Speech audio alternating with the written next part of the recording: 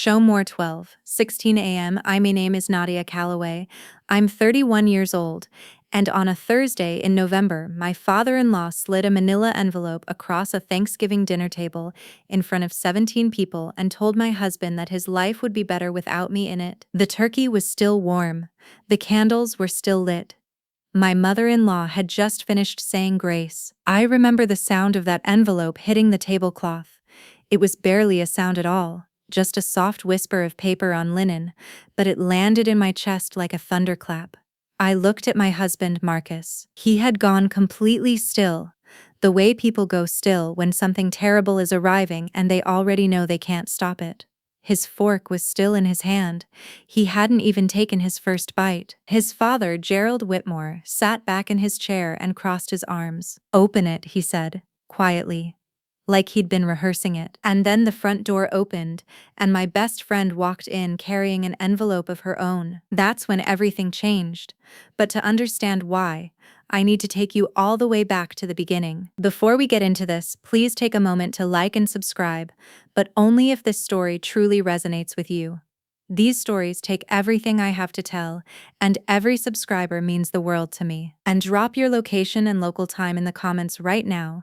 I want to know who's staying up late with me tonight, who's on their lunch break, who needed this story at exactly this moment. Tell me where you are. Let me take you back to the spring of 2015. I was 20 years old, living in a second-floor apartment in Columbus, Ohio, that smelled like my neighbor's cigarettes and the lavender candles I burned constantly to cover it. I was a sophomore at Ohio State, studying communications, working 12 hours a week at a campus coffee shop called Grounded, making $8.50 an hour, and sending $300 home every month to my mother, Diane, who was raising my younger brother, Caleb, in a 2-bedroom rental in Youngstown that had a leak in the bathroom ceiling she'd been reporting to the landlord since 2012. I want you to understand something about where I came from before I introduce you to where I ended up. My mother is one of the hardest working people I have ever known. She worked as a medical billing specialist for a company called Keystone Health Partners for 19 years. She ironed her blouses every single morning before work. She kept a budget notebook in her purse, an actual paper notebook, spiral-bound, blue cover, and she wrote down every dollar she spent: groceries, gas, Caleb's school supplies, the copay for his asthma inhaler. Every single dollar. My father, Raymond Calloway, left when I was 11 and Caleb was 6. He didn't vanish dramatically. He just sort of receded the way a tide goes out. First he was there every weekend, then every other weekend, then holidays only, then a phone call on birthdays, then not even that. The last time I spoke to my father, I was 17. He called to tell me he was getting remarried to a woman named Trisha in Phoenix, Arizona, and to ask if I thought he should invite me to the wedding. I told him that was his decision to make. He decided not to. I told myself it didn't hurt. I learned a lot from my father's absence. I learned that some people will choose comfort over love every single time, and they will construct elaborate internal narratives to justify it. I learned that children absorb that lesson whether they want to or not. And I learned, this took much longer, this one cost me years, that the hole a parent leaves doesn't close. You just eventually build your life around the shape of it. So I was 20 years old, sending money home to Youngstown, burning lavender candles, and trying to build something from nothing. And in March of that year, in the Grounded coffee shop where I worked, a man came in and ordered a medium dark roast, no room, and then stood at the counter and asked me what I was reading. I had a used copy of Joan Didion's The Year of Magical Thinking propped against the espresso machine. I told him. He nodded like that was a perfectly reasonable thing to be reading at a coffee shop counter at 9 in the morning. His name was Marcus Whitmore. He was 24. He had just started a junior position at a commercial real estate firm downtown called Calloway and Vance, which had nothing to do with my last name, but which I took as a small, absurd sign from the universe. He came back the next day. And the day after that. By April, we were having dinner at a Thai place on High Street called Lotus Table, splitting a bottle of wine that cost $22, and talking until the staff started stacking chairs around us. I want to tell you about Marcus before I tell you about his family, because the two things are related, but they are not the same. Marcus Whitmore is, and I mean this without sentimentality, I mean it as a plain statement of fact, one of the most genuinely good people I have ever met. Not perfect, not without flaw, but good in a way that is structural, that runs through him like load-bearing beams. He is the kind of man who remembers what you said you were worried about 2 weeks ago and asks you how it went. He is the kind of man who stops his car to move a turtle off the road. He learned to cook 3 of my mother's recipes from scratch, so she'd feel at home when she visited. He called Caleb on Caleb's first day at community college just to say he was rooting for him. He is also a man who grew up inside a force field of wealth and expectation that I did not fully understand until it was too late to brace myself. The Whitmore family lives, in a place called Chagrin Falls, Ohio. If you don't know Chagrin Falls, picture a town that looks like someone designed it specifically to be used on a Christmas card. Stone bridges, a waterfall you can see from the main street, old money houses set back from tree-lined roads. Gerald Whitmore, Marcus's father, was a partner at a corporate litigation firm called Whitmore, Aldridge and Chen that he had co-founded at 34. His wife, Tricia, they called her, which I always found jarring given my father's wife's name, was the kind of woman who had never worked a day in her adult life, but who made volunteerism her full-time occupation in a way that was somehow simultaneously generous and performative. She chaired the Chagrin Falls Arts Foundation. She served on the board of 2 hospital auxiliaries. She had a standing appointment every Tuesday at a salon called Birch and Bloom, where she got her hair blown out and her nails done in a shade of cream she had been loyal to for 15 years. I met them in October of 2015. Marcus drove me to Chagrin Falls on a Saturday afternoon in his Subaru, and I wore a green wrap dress I'd bought at a thrift store in Columbus for $11 and spent 45 minutes steaming in my bathroom the night before. I brought a bottle of wine, a Napa Valley Cabernet I'd asked the guy at the wine shop to help me pick, and which cost me $34, which was most of what I had left from that week's tips. Patricia answered the door, looked at me, looked at the wine, smiled with her mouth only, and said, "How thoughtful." She set the wine on a sideboard in the entry hallway. I would never see it again. At dinner, they opened a bottle of something Gerald had brought back from a trip to Bordeaux. No one offered me a glass of the Cabernet I'd brought. I told myself it was nothing. I told myself I was being oversensitive. After dinner, a meal prepared by their housekeeper, a woman named Adela who I liked immediately, Gerald asked me about my family. I told him about my mother in Youngstown. I told him about my brother Caleb. I mentioned briefly that my father wasn't in the picture. Gerald nodded slowly, in the way that some people nod when they're filing information away rather than receiving it. He asked what my mother did. I told him. He asked what my long-term career plans were. I told him I wanted to work in nonprofit communications, specifically in educational access. He nodded again. He said, "That's admirable." The way he said admirable made it sound like a consolation prize. Later that night, driving back to Columbus in the dark, Marcus was quiet for a long stretch of the highway. Then he said, "They liked you." I looked out the window at the headlights going past and I said, "Okay." He squeezed my hand. I looked at the road. I want you to hold that moment. I want you to hold it because it was the first of many times over the next several years that Marcus and I would inhabit completely different versions of the same experience. He would see something and believe it was fine. I would see the same thing and know, deep in the marrow of whatever is most honest in me, that it was not. Marcus and I dated for 2 years before he proposed. He proposed in August of 2017, on the back porch of a rented cabin in Hocking Hills, Ohio, with a ring that had belonged to his grandmother. It was a simple oval sapphire with 2 small diamonds on either side. It was the most beautiful thing I had ever seen.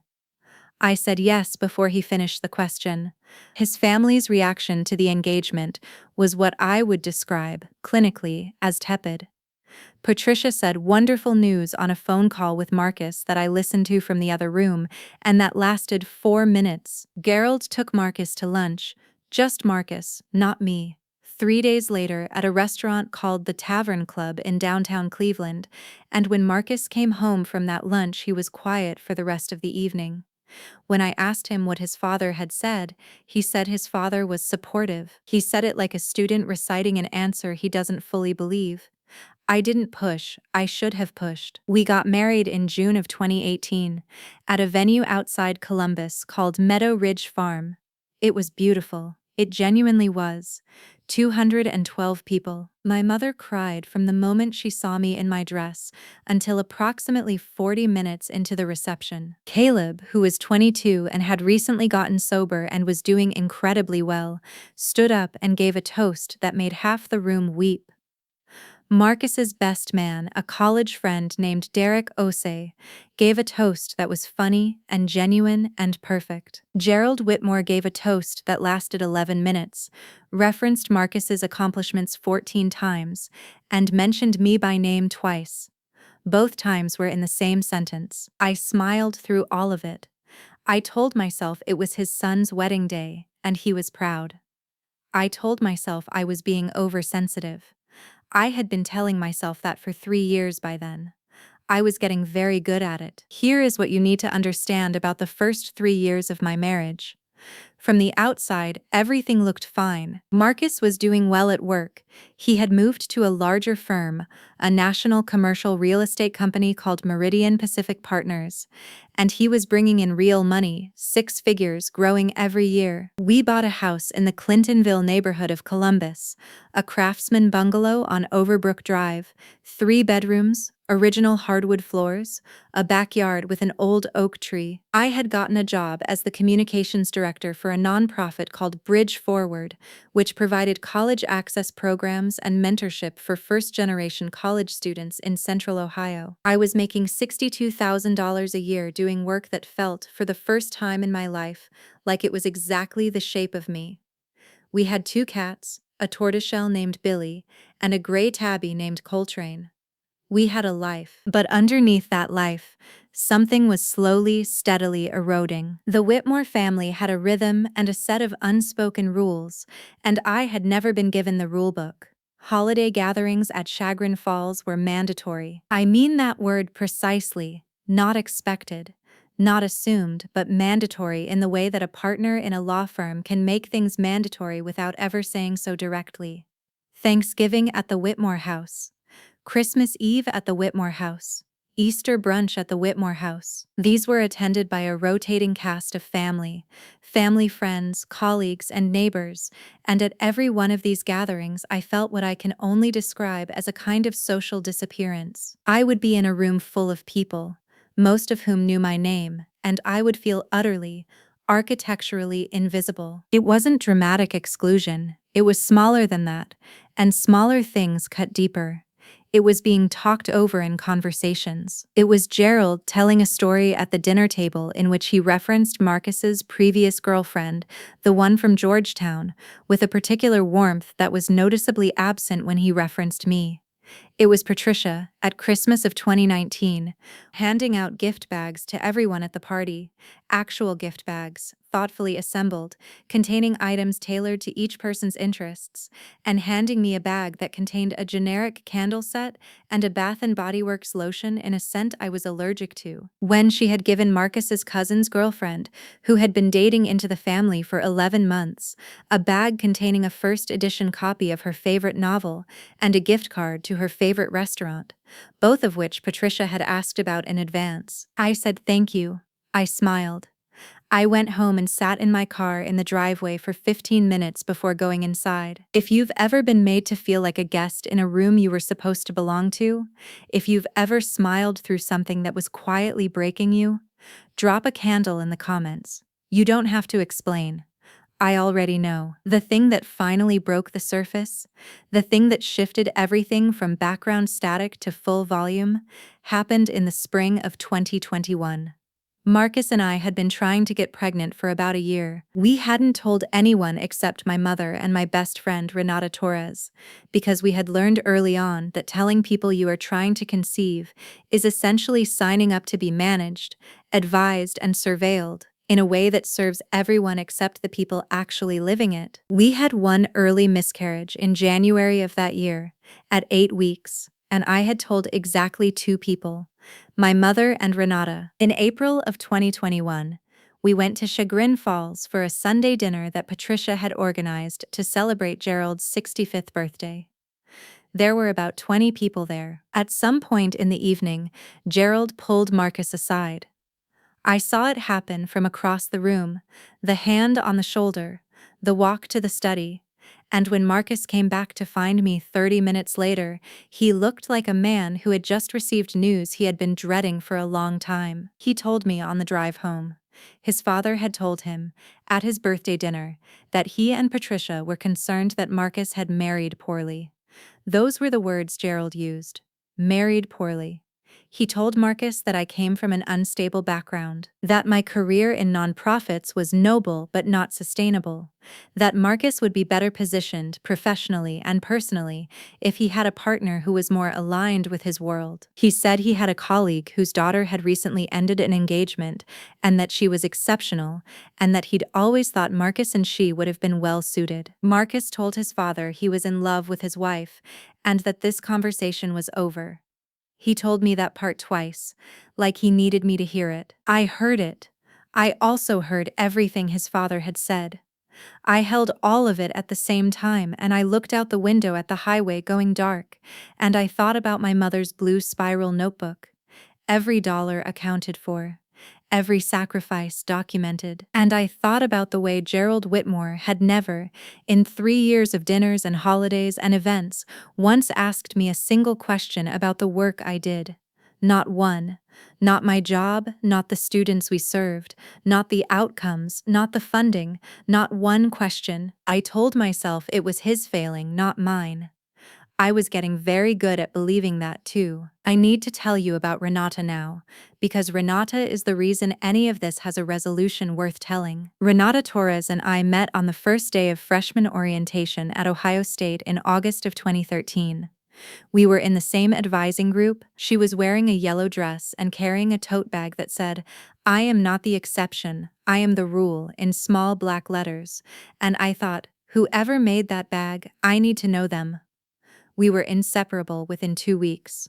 By sophomore year, we were living in the same apartment complex. She was there the night I found out about my father's wedding. She sat on my dorm room floor with me, and we ate an entire bag of Trader Joe's sea salt caramel popcorn, and she did not once tell me what I should feel. She was maid of honor at my wedding. She was the person I called from the parking lot of the hospital after the miscarriage, before I even called my mother. She is not a person in my life.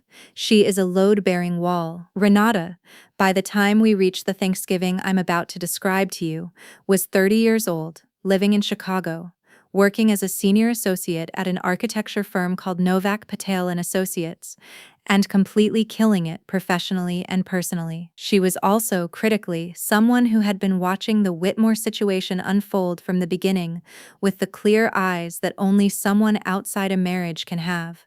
She had been saying, gently but consistently for years, "Nadia, this is not going to get better on its own." I had been nodding and saying, "I know," and then going back and trying again, because I kept trying. I want to be very clear about that, because the story of someone being treated badly is only half the story. The other half is all the ways they tried to close the distance before they finally understood it wasn't closable from their side. I tried to connect with Patricia. In 2019, I asked her to lunch, just the two of us, at a restaurant in Chagrin Falls she liked called Stone Garden Bistro. I told her I wanted to know her better. She was pleasant and surface level for 90 minutes and spent a significant portion of the lunch discussing the Arts Foundation Gala. She never initiated contact with me again. In 2020, I put together a photo book, actually assembled it, spent 4 hours on the Artifact website, paid $68 to have it printed and bound, of Marcus and me from our first years together. I gave it to Gerald and Patricia as a Christmas gift. Patricia said, "This is lovely," in a tone that suggested she was already deciding where to store it away from public view. I found out the following Easter that the photo book was in the third bedroom closet, Adela told me. Adela had started, quietly and without any overt loyalty declaration, to look out for me at those gatherings. She would always come find me when I was standing alone. She would tell me things, carefully, in that way that loyal people who work inside complicated households learn to communicate without leaving evidence. I never said anything about it. I just listened. And I was grateful. In the spring of 2022, I asked Marcus if we could talk to his parents together. Sit down, all four of us, and just have an honest conversation about the fact that I felt unwelcome in his family. Marcus agreed. We called and asked. Patricia said they would absolutely make time for that. Gerald said he would check his calendar. That dinner was rescheduled 4 times between May and September of 2022. The 4th time, Gerald's assistant, his assistant, called Marcus's phone to cancel. I called Marcus after that and I said, "Marcus, I need you to see this." He said, "I know. I'm sorry, I don't know what to do." I said, "I don't either. But I need you to know I've been trying." "I know," he said. "I see you trying." That fall, Marcus went to his father's firm's annual partners reception in downtown Cleveland. These receptions were not technically family events, but spouses were always invited. I had been to the previous 3. That year, Gerald called Marcus the week before the reception and told him it was going to be more of a professional networking event this year and suggested Marcus come alone. Marcus told me. I said, "Okay." I made dinner that night, and I put on a podcast, and I told myself I was not going to cry about a party, and I cried anyway. The following Monday, I made an appointment with a therapist named Dr. Angela Marsh in Columbus, and I started going every 2 weeks. Not because I was falling apart, because I could feel myself constructing increasingly elaborate justifications for other people's behavior toward me. And I recognized that as a symptom of something I needed to address before I couldn't find my way back. Dr. Marsh asked me, in our 4th session, to describe what I wanted my life to look like in 5 years. I described it. It was specific and real and full. She asked me how much of what I'd described depended on Marcus's family accepting me. I sat with that question for a long time. Then I said, "None of it." She said, "That's important." I said, "I know." She said, "So what are you actually afraid of?" And I started to cry. Not dramatically, but steadily. The way something drains when a seal finally gives way. I said, "I'm afraid that Marcus can't ever fully choose me over them, and that if he has to, it will destroy something in him that I love." That was October 2022. 13 months before Thanksgiving. Drop a heart in the comments if you've ever loved someone who is also a battleground. Let me tell you about the year leading up to that Thanksgiving, because it wasn't a vacuum. Things were building. The pressure was building in ways that, looking back, were completely visible, and that I was willfully not looking at directly. In January of 2023, Marcus got an offer to join the leadership team of a real estate development company based in Chicago, a company called Summit Ridge Capital, co-founded by a man named Daniel Park, who Marcus had done his first major deal with in 2019. The offer was extraordinary. Chief Operating Officer. A base salary of $240,000 with equity participation. It was the kind of offer that changes not just your financial life, but your entire professional trajectory. The kind of offer that, if you had asked 24-year-old Marcus ordering a dark roast at a Columbus coffee shop, he would have thought was a dream he wasn't supposed to have yet. The catch, if you want to call it that, though it didn't feel like a catch to me, it felt like a gift, was that the job was in Chicago, which is where Renata lived, which is where I had quietly, over the previous 2 years, been imagining a version of our life that felt lighter, freer, further from Chagrin Falls. Marcus called his father the night after he got the offer. I was in the living room. I could hear pieces of the conversation from where I sat. I heard Marcus say Chicago. I heard a silence. I heard Marcus say, "I know, but..." Then another silence. Then, "I understand that, Dad, but this is an exceptional..." Then a longer silence. Marcus came back into the living room 45 minutes later. He sat down next to me. He said, "He doesn't think I should take it." I said, "What do you think?" He looked at me for a long time. He said, "I think it's the best opportunity of my career." I said, "Then I think we should go." He took the job.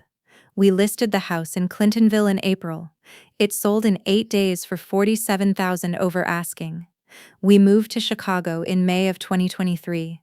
We found an apartment in Lincoln Square, 3rd floor, 2 bedrooms, a rooftop deck where you could see downtown on clear nights. I transferred to a Chicago-based nonprofit called First Strides, which ran similar college access programs, at a salary of $71,000.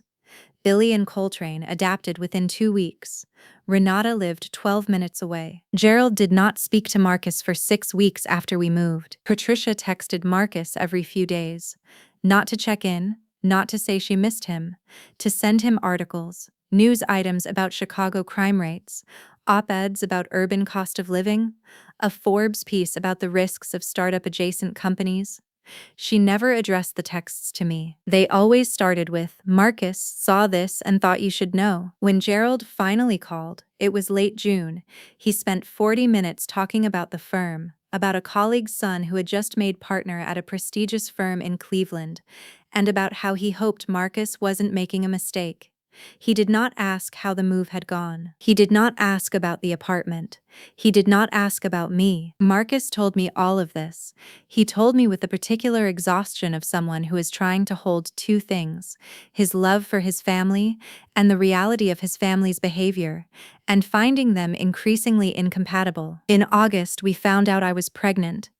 12 weeks. Healthy, strong heartbeat at the ultrasound. We sat in the car outside the clinic on North Damon Avenue, and we held hands and we cried, both of us, the specific relief of people who have been afraid to hope for something and are finally, tentatively, allowing themselves to. We were going to tell people in a few more weeks. We were waiting for the window. In September, Marcus flew back to Chagrin Falls alone for a long weekend to see his parents. I didn't go. We had agreed I would start reducing those trips, that we both needed some breathing room from the tension. He came back from that weekend quieter than usual, not cold, not distant, just carrying something. I asked him how it went. He said it was fine. I asked if his father said anything about Chicago. He said they'd talked about it. I asked if his father said anything about me. Marcus was quiet for a moment. Then he said, he asked when I was going to start building the right life. I asked what that meant. Marcus said, "I don't know." I told him I already had. I believed him. I want you to know that. I believed Marcus. But I should have asked more questions, because what I did not know, what I would not learn until much later, was that at some point during that September weekend, Gerald Whitmore had consulted a family attorney. Not a family therapist. A family attorney, a man named Randall Bird, who had his practice in Beechwood, Ohio, and who specialized in what his website described as family estate planning and marital asset protection. Gerald, who controlled a trust that Marcus had been named as a beneficiary of, a trust established by Marcus's paternal grandfather worth approximately $1.2 million, had apparently had conversations with Randall Bird about the conditions under which that trust disbursement could be structured or restructured around Marcus's marital status. I did not know any of this in September. I did not know it in October. I did not know it in November. Not until the moment that envelope hit the tablecloth. But Renata knew. Or rather, Renata had figured out enough of it to act. Let me tell you how. In October, about 6 weeks before Thanksgiving, Renata and I were at dinner at a Thai place in Wicker Park called Sticky Rice, when she told me she had run into a woman named Kelsey Aldridge at a professional event. Kelsey was the daughter-in-law of David Aldridge, as in Whitmore, Aldridge and Chen, Gerald's firm. Renata hadn't known the connection at first, but in conversation, Kelsey had mentioned that her father-in-law David had been deeply uncomfortable with something Gerald Whitmore had been orchestrating, involving his son. She hadn't known the details. She hadn't known Marcus's name. But Renata had connected the dots. She told me that night that she thought something was coming. She didn't know what. She didn't want to alarm me without more information, but she said quietly over our pad thai, "Nadia, I think Gerald is planning something and I think you need to know it before it happens." I asked what she thought we should do. She said, "I'm going to make some calls, and you should make sure you have copies of everything important.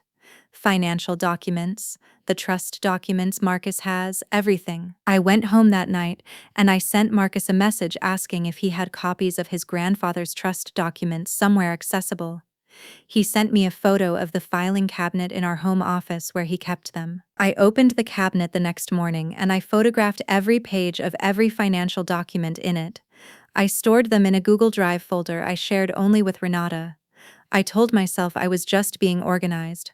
I told myself probably nothing was going to happen. In the second week of November, Renata called me and said she had spoken to a family law attorney in Columbus, a woman named Imogen Clark, who had helped her understand some things about trust structures and divorce proceedings. She said, "I want to show you something, but I don't want to do it over the phone. Can I come to Chicago for Thanksgiving?" I said, "Renata, I've been asking you to come to Chicago for Thanksgiving for 2 years." She said, "I know. I'm coming this year. Book me a ticket." I booked her a flight. She arrived the Tuesday before Thanksgiving. Thanksgiving that year was at the Whitmore house in Chagrin Falls. It was a 2.5-hour drive from Chicago. Marcus and I drove out Wednesday evening and stayed at a hotel in the area. We had stopped staying at the Whitmore house after year 2 of our marriage. A mutual, unspoken decision that gave both Marcus and me the ability to breathe. Renata was coming the next day, taking a Thursday morning flight to Cleveland and then an Uber to Chagrin Falls. She told me she had something she needed to bring, and that she would explain when she got there. On Wednesday night, in our hotel room in Chagrin Falls, Marcus and I talked for a long time. We ordered room service, pasta primavera for me, a club sandwich for him, and we sat on the bed with our food, and Marcus said, "I want this to be a good day tomorrow." I said, "I do too." He said, "I know it's been hard with them." I said, "Marcus, it's been more than hard." He looked at me for a long time. He said, I know it has. I'm sorry I haven't." He stopped. I said, "You don't have to." He said, "No, I do. I'm sorry I haven't been clearer with them about what I need from them for you. I should have been clearer a long time ago." I put my fork down. I said, "Marcus, are you happy?" He said, "With you? Completely." I said, "With everything else?" He was quiet for a moment. Then he said, "I'm working on it." I said, "Okay." I put my hand over his. "Okay." I slept 7 hours that night. I woke up and got dressed in a rust-colored dress I had bought specifically for that day. Good boots, my grandmother's earrings. I looked in the mirror and I said to myself, out loud, alone in a hotel bathroom in Chagrin Falls, Ohio, "You are exactly where you are supposed to be." I don't know if I believed it, but I said it. Some days that's enough. Thanksgiving at the Whitmore house ran the way it always ran. There were 17 people at the table that year. Gerald and Patricia, Marcus's older sister Claudia, and her husband Brett, their 2 teenagers Zoe and Henry, Gerald's brother Frederick and his wife Noelle and their son Preston, Patricia's sister Margot and Margot's partner Dennis, a couple from the neighborhood, the Ferreras, who had been coming to Whitmore Thanksgivings for apparently 12 years, 2 of Gerald's colleagues, a man named Harding and his wife, Adela, who moved through the house with her characteristic quiet grace, who caught my eye when I arrived and gave me the smallest nod, the kind that means I see you, and Marcus and me. Renata arrived at 11:30 in the morning, an Uber dropping her at the end of the driveway. I met her at the door before she could ring the bell. She had a large tote bag over her shoulder, and she was wearing a burgundy blazer, and she looked like exactly what she was, someone who had come prepared. She hugged me for a long time. Then she held me by the shoulders and looked at me and said, "How are you feeling?" I said, "I'm okay." She said, "Good. Stay okay for the next few hours. I need you to trust me." I said, "Renata, I've trusted you since 2013. She said, "Good, let's go inside." Patricia was visibly surprised to see Renata. They had met before, at our wedding, at a few other gatherings over the years, And Patricia was always technically pleasant with Renata in that particular way, that some people are pleasant with friends they consider beneath their consideration. She offered Renata a glass of wine. Renata accepted it. She thanked Patricia for having her. She was impeccably gracious. I watched her move through that living room and I thought, she is magnificent. The afternoon passed the way those afternoons pass. Drinks in the living room, sports on in the den, children being children. I helped Adela in the kitchen for a while, not because I was asked, but because I liked her, and it gave me something to do with my hands.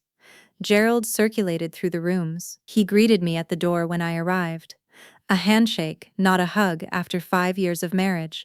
And after that he moved in a different orbit for the rest of the afternoon. One that reliably didn't intersect with mine. We sat down to dinner at 5. Grace was said by Patricia, who was genuinely lovely at grace, her voice lowering to something warm and unperformed, and for a moment I could see the woman she might have been in other circumstances, or maybe the woman she was in private, away from the weight of Gerald's expectations and the performance of their life. She thanked God for the family gathered. She thanked for health. She thanked for abundance. She asked for peace. She said amen. 17 voices echoed it. The food was passed. Wine was poured. Conversation started around the table. I was seated, as I usually was at these dinners, toward the far end of the table from Gerald. Marcus was between me and his sister. Renata was on my other side, her tote bag on the floor beside her chair. I noticed Gerald about 15 minutes in, not because I was watching for him, but because he had stopped talking, stopped eating, and was looking at Marcus with the careful, calculated stillness of someone who has been waiting for a particular moment to arrive. He reached down beside his chair. He brought up a manila envelope, and he placed it on the table and slid it, gently, with one hand, toward his son. The table had not gone quiet. Only I had. Only Marcus. 5 seconds of silence between us while the rest of the table kept talking, kept laughing, kept reaching for the cranberry sauce. "Open it," Gerald said, quietly, like he'd been rehearsing it. Marcus looked at the envelope. He looked at his father. He did not move. He said, "Dad, what is this?" Gerald said, "It's something you should see, something I had put together for you." Patricia was looking at her plate. Claudia was looking at Gerald. Brett was looking at his phone. I sat completely still and I thought, this is it. This is what Renata came for. Marcus put his hand on the envelope but didn't open it. He said, "Can we do this after dinner?" Gerald said, "I think now is actually better." And in my peripheral vision I saw Renata reach down beside her chair and pick up her tote bag and set it on her lap. And then the doorbell rang. The table paused. Patricia frowned slightly. She said, "We aren't expecting anyone." Adela moved toward the door. A moment later she appeared in the dining room doorway and said, "Mrs. Whitmore, there's a delivery," Patricia said, with noticeable tension. "We're sitting down to dinner," Adela said. "Yes, ma'am," I told her, but she said it's specifically for Mrs. Nadia Whitmore, and she'd like to hand it to her directly. Gerald looked at me. Patricia looked at me. Marcus looked at me. I said, "I'll just be a moment." I excused myself from the table. In the entry hallway, standing just inside the open front door with her coat on and her tote bag gone and a cream-colored envelope in her hand, was nobody. Nobody except Adela, looking at me, holding the envelope out to me with both hands. I stared at her. She said, "Miss Renata asked me to hold this for her when she arrived this morning. She said to bring it to you if things started at the table." She pressed the envelope into my hands. She said, "You would know what to do with it." I looked down at the envelope. On the front, in Renata's handwriting, it said, "Open this first, before anything else." I opened it. Inside was a single folded piece of paper, 2 paragraphs. I read them once, then I read them again. My hands were completely steady. My heart was not. I folded the paper back into the envelope. I put it inside my dress, against my ribs. I went back to the table. Marcus still had his hand on Gerald's envelope. The table had picked back up, and Claudia was in the middle of a story about her kids' school play. but there was a current running beneath the surface of the room that everyone could feel and nobody was naming. I sat down. Renata looked at me. I gave her the smallest nod. The kind that means I see you. I know. I'm ready. Gerald said, "Marcus, open the envelope." Marcus said, "Dad." Gerald said, "This is important. This is for your future." Marcus looked at me. Not for permission, not for instruction. Just that look, the one we had been giving each other for years that meant, "I love you and I'm afraid and I don't know how to fix this." I looked back at him and I said, in a voice that was so much steadier than I thought it would be, "Marcus, go ahead, open it." He opened it. Inside was a document. Multiple pages, stapled, dense with legal language. Marcus's eyes moved over the first page. I watched the color change in his face. He turned to the second page, then the third. Then he set the papers down on the tablecloth very carefully, in the way you set something down when you don't trust your hands to hold it anymore. The table had gone quiet. All of it, now, the whole table. Even the teenagers, even the neighbors. Gerald leaned forward slightly. He said, "I had Randall Bird prepare that. It's a petition for dissolution of marriage. Everything is in order. Asset division, trust protection, a timeline for the process." He said it the way he might have said, "Here is the proposal I'd like you to review." Measured, professional, like he was presenting a case. Patricia was looking at her hands. Marcus said, "You want me to divorce my wife?" Gerald said, "I want you to make a decision that secures your future." Marcus said, "You had this drawn up." Gerald said, "It cost me $1,800 and it took 3 weeks." Yes. Marcus said, "You had a lawyer draft divorce papers for my marriage." Gerald said, "Marcus." And Marcus stood up, quietly, not dramatically. He stood up from the table in the way that people stand when something in them has resolved. He said, "Dad, I have been the most patient person in this family for as long as I can remember. I have watched you dismiss my wife for 5 years. I have watched you refuse to learn who she is. I have made excuses for you to her, and I have made excuses for you to myself, and I am done doing both." He said it all in one breath, almost. Then he sat back down. Then he looked at me. He said, "Nadia, I'm sorry. I should have drawn this line 3 years ago." 17 people around a Thanksgiving table, and you could hear the candles burning. Gerald said, "This is not dismissal. This is pragmatism.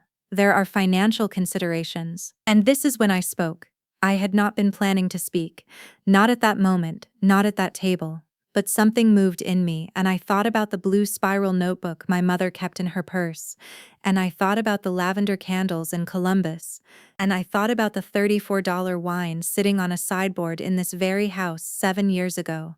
And I said, "Gerald, may I say something?" He looked at me, the way he always looked at me, with a kind of patient forbearance that was the most expensive form of dismissal I had ever encountered. I said, "I know about the trust. I know about Randall Bird. I know about the calls to Aldridge in September." I opened my clutch. I took out Renata's folded letter. I laid it on the table. I said, "I also know that 3 months ago, an opportunity came to the Bridge Forward Foundation in Columbus, my former employer, to receive a significant naming gift from an anonymous donor, contingent on the appointment of a new communications director. The director they hired is a woman named Sasha Monroe. She's 26, from Cleveland, first-generation college student, brilliant. The gift was $320,000, specifically restricted to college access programs for first-generation students in Central Ohio. I paused. The anonymous donor is me. I made that gift from the consulting work I've been doing on the side for the past 2 years.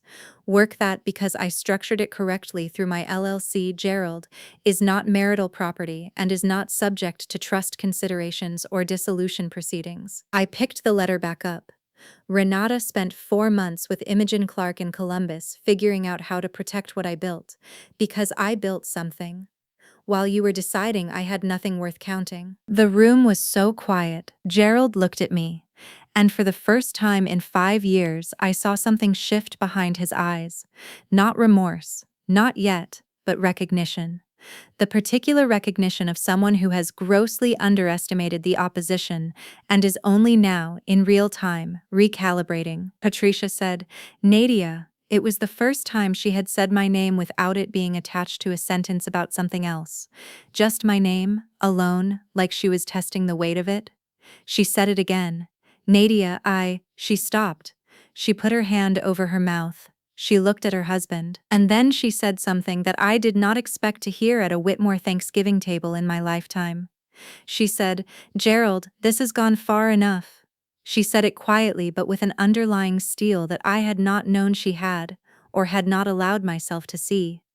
She said, far enough. Look at what you've done. Gerald did not speak. Claudia was crying.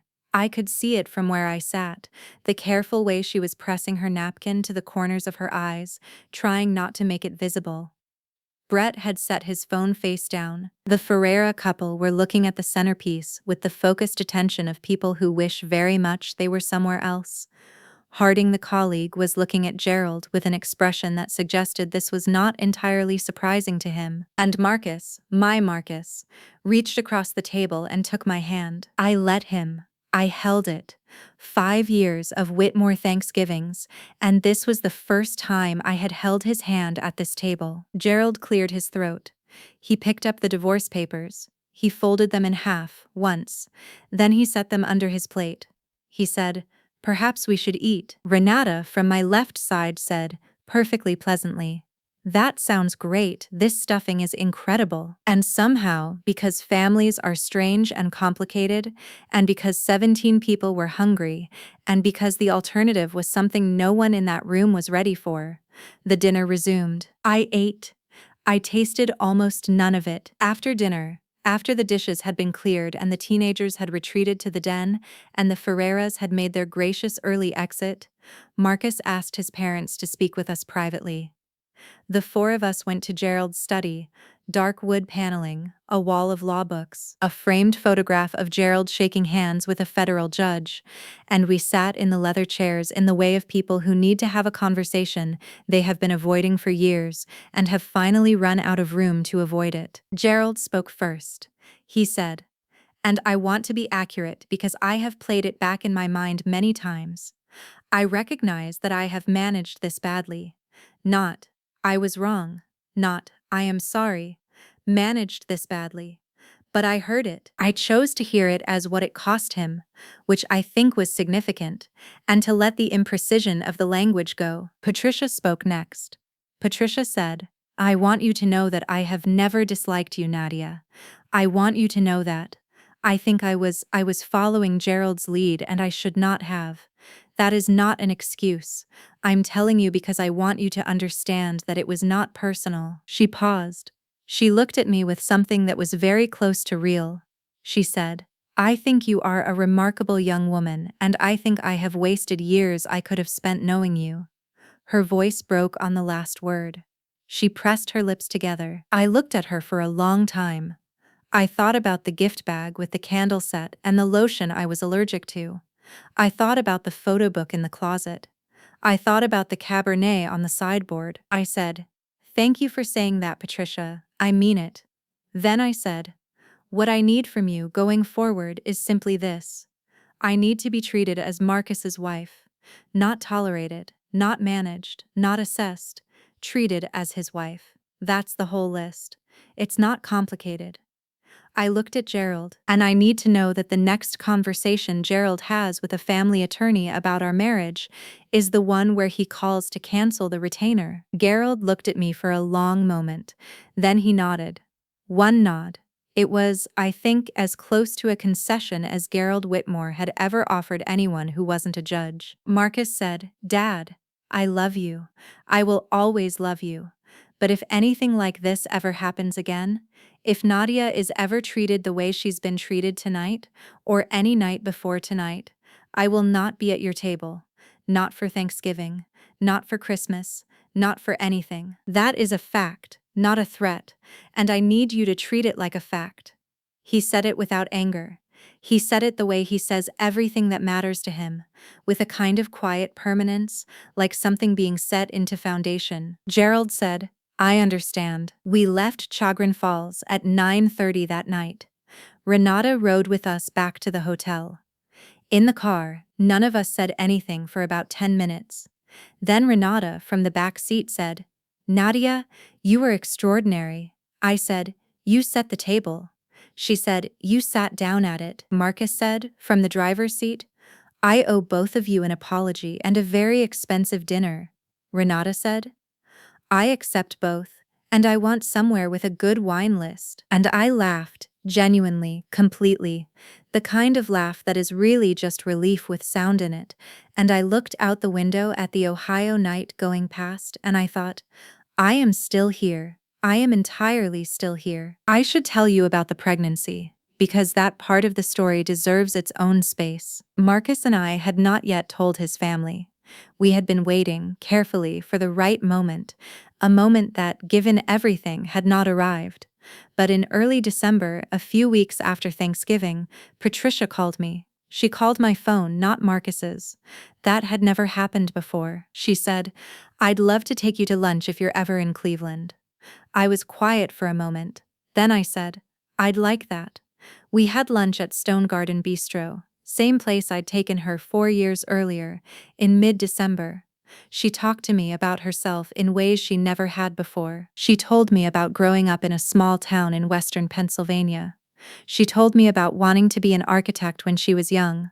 She told me about meeting Gerald at 22, and how large and magnetic and overwhelming he was, and how she had organized her whole life around that magnetism. She said, "I don't regret my life, but I think I sometimes let his certainties replace my own judgment, and I think I let that happen to you too." She was looking at her salad when she said it. She couldn't quite look at me. I said, "I appreciate you telling me that." I meant it. Over dessert, I told her I was pregnant. She looked up, and something happened to her face that I had never seen before. A real and spontaneous and completely unguarded joy, the kind that arrives before the performance of the appropriate response and is therefore the real thing. She said, "Oh, Nadia." She reached across the table and put her hand over mine. She said, "How are you feeling? How far along are you?" She stopped herself. She was radiant. She was a grandmother. I watched it happen in real time, and I thought, there she is. There's who she could have been all along. She started crying. I handed her a napkin. She laughed at herself. I did too. Gerald called Marcus that evening. Marcus told me later that Gerald had asked to be kept informed about the pregnancy. That he said he was glad. That he said after a pause, "She seems like a good mother." He said my name, in context, without it being attached to a critique or a concern. Just my name as a subject in a sentence about something real. It wasn't everything. I want to be clear about that. It was not absolution. It was not the rewriting of 5 years. It was not the family I had dreamed of having when I married Marcus in that barn outside Columbus in 2018. But it was a beginning, and I have learned, this has been the hardest and most important thing I have learned, that some relationships can only be built forward. You cannot build them backward. The past is the past. What you have is the next moment, and the moment after that, and the willingness to see what's possible when people are finally being honest. Our daughter, June Renata Whitmore, was born on March 14th, 2024, at Northwestern Memorial Hospital in Chicago at 6:22 in the morning. 7 pounds, 4 ounces. She came out already looking like she had thoughts. She has Marcus's eyes and my stubbornness, and she is, without question, the most interesting person I have ever met, and she is 2 years old. Patricia flew to Chicago 3 days after June was born. She stayed for a week. She held June for hours at a stretch, sitting by the window in our apartment with the city visible behind her, and she sang to her songs I didn't recognize, songs I think she'd been saving up for a long time. I watched her and I felt something complicated and real and ultimately generous that I think is what forgiveness actually feels like. Not a warm wash of release, but a slow, specific, practical choosing to add something to a ledger that already contains losses. Gerald came the following week. He held June for exactly 3 minutes before he started crying. Gerald Whitmore, who had slid divorce papers across a Thanksgiving table, stood in my Chicago kitchen holding my daughter and cried with the particular devastation of someone who is confronting, for the first time, everything they almost threw away. He looked at me across the room with June in his arms. He said, very quietly, "I am sorry, Nadia. 2 years of evidence, one moment, the real thing." I said, "I know, Gerald." I walked over to him. I adjusted June's blanket. I said, "She's happy you're here." He nodded. He looked back down at June. She grabbed his finger. He laughed, the way grandparents laugh. The laugh that contains decades of wanting. I went back to the kitchen. I poured 2 mugs of coffee. I brought them to the living room. I sat down next to Marcus on the couch. He put his arm around me. June and Gerald were in the armchair by the window, his enormous hand cradling her tiny head. Marcus said quietly, against my hair, "Thank you for not giving up on this." I said, "I almost did." He said, I know you did. Thank you anyway," I said. "Thank you for drawing the line when it mattered." He said, "I should have drawn it sooner." I said, "You drew it, that's what counts." We drank our coffee. Outside the window, Chicago looked the way Chicago looks in the morning in early spring, that particular gray light going slowly gold, the city waking up, enormous and indifferent and full of lives being lived. I thought about the lavender candles. I thought about the studio apartment that smelled like cigarettes. I thought about the blue notebook. Every dollar counted. I thought about the version of me who sat in her car for 15 minutes in a driveway in Columbus, crying over a Christmas gift she hadn't received, telling herself she was being oversensitive. I wanted to reach back to that version of me and tell her, "You are not oversensitive. You are not imagining it. You are not asking for too much. You are doing what people do when they love someone. You are trying to belong to something. And what you're experiencing is real. And it's unfair, and it will not resolve the way you hope it will, not quickly, not quietly, not without cost. But it will resolve. You will resolve it. Not by becoming smaller, not by softening your edges until you disappear, but by showing up, over and over with your grandmother's earrings and your mother's stubbornness, until the room has no choice but to make space for you." That's what I want to say to anyone out there who is currently in the position I was in, married into a family that has decided for whatever reason that you are not the version of their child's future they had planned for. I want to say, your worth is not determined by their acceptance. Full stop. Say it again if you need to. Your worth is not determined by their acceptance. But I also want to say something that took me longer to arrive at. Holding on, sometimes, is not weakness. Walking away is not always the answer. Sometimes the bravest thing you can do is stay in the room and refuse to become invisible, and trust that truth over time is louder than dismissal. This is not a story about revenge. I want to be very clear about that. Gerald's face in my kitchen holding June. That was not revenge. That was consequence. There is a difference, and the difference matters. Revenge is something you aim at someone. Consequence is just what happens when people finally have to live with what they've chosen. I didn't want Gerald to suffer. I wanted him to see, and he saw. Renata is June's godmother, obviously. At the christening in July, she wore a white blazer and carried June up to the font, and looked down at her with an expression of such fierce, proprietary love that the priest laughed. Afterward, at dinner, she gave a toast that I won't transcribe here because I would have to paraphrase it, and paraphrasing Renata is an act of violence. I'll just say that she talked about chosen family, and about the architecture of love, and about how sometimes the people who build the most important walls in your life are the ones who were never on the original blueprint. Caleb, my brother, flew in from Youngstown for the christening.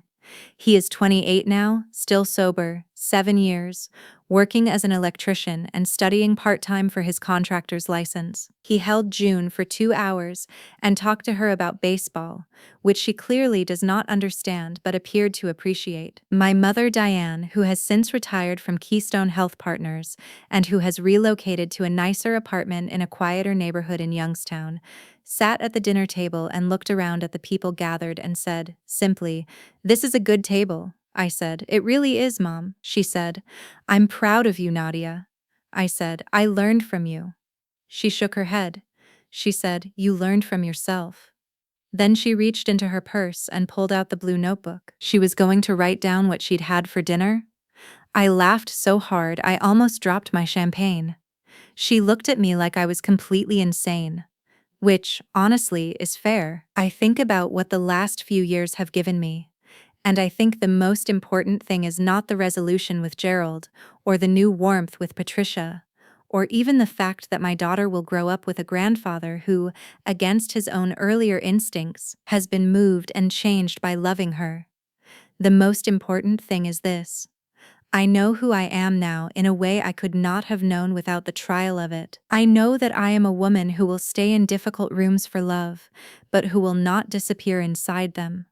I know that I will fight quietly, methodically, with evidence and with grace, before I will fight loudly. I know that my best friendship, the one that started in 2013 with a yellow dress and a tote bag with a manifesto on it, is the most reliable architecture in my life, and that I am the luckiest person I know to have it. I know that my mother's blue notebook and my father's absence and my own 2 hands built the life I have, and that no one's approval was ever required for any of it. I know that the moment you stop trying to earn someone's acceptance and start simply living your actual life at full volume, something shifts. Not always in the people who hurt you. Sometimes they don't shift at all, but in you, in the way you move through rooms, in the way you sit at tables, in the way you reach for the wine. You are not oversensitive. You are not asking for too much. And if someone you love is in that room right now, whether it is a family they married into, or a family they were born into, or a workplace, or a friendship that has started to hollow you out, I want you to hear me say, your worth is not determined by their acceptance. You are allowed to need more than you're being given. You are allowed to ask for it plainly.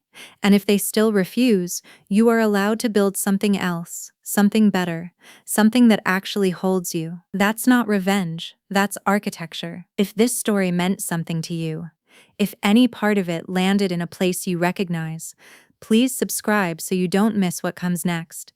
And hit like if you believe that quiet persistence is its own kind of power. Drop a comment and tell me, where are you watching from, and what table have you been sitting at for too long? I read every single one. There's another story linked in the description that I think you'll want to watch next.